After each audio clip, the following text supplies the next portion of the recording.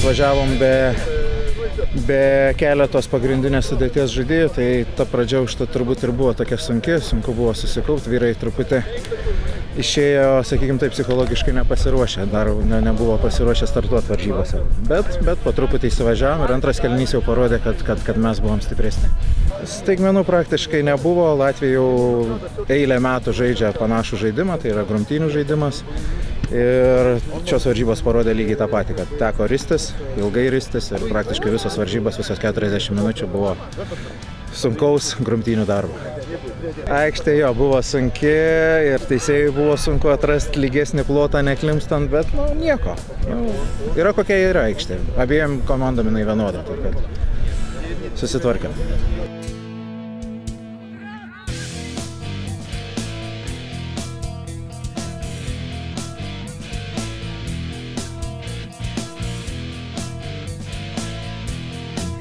In the second half, they make the very good substitutions with the Latvian international guys, and they were really tough, and it was hard to play. It was fun to play against them, but it was pretty hard. And at the first half, we was waiting a bit stronger game. Yeah, the first half was good, but second half we lost. Yeah.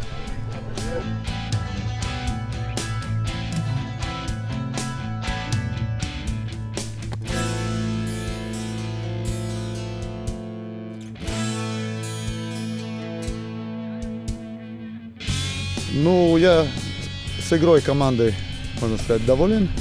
Результат первого тайма должен был быть больше, немножко в пользу команды Transact Pro, потому что мы выронили, как посчитали, 7-8 мячей в атаке, которые могли все-таки дать какие-то очки.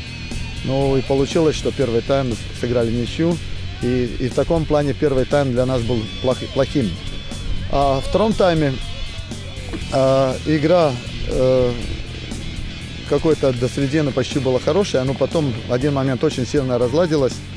Там были ошибки полузащитников, была игра там,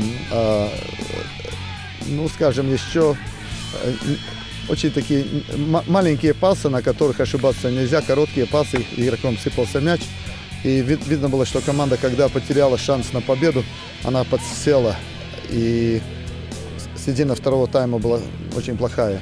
Потом немножко под конец тайма успокоилась команда, опять стала играть. И реально было еще варианты нам сделать 2 попытки в конце, но не получилось.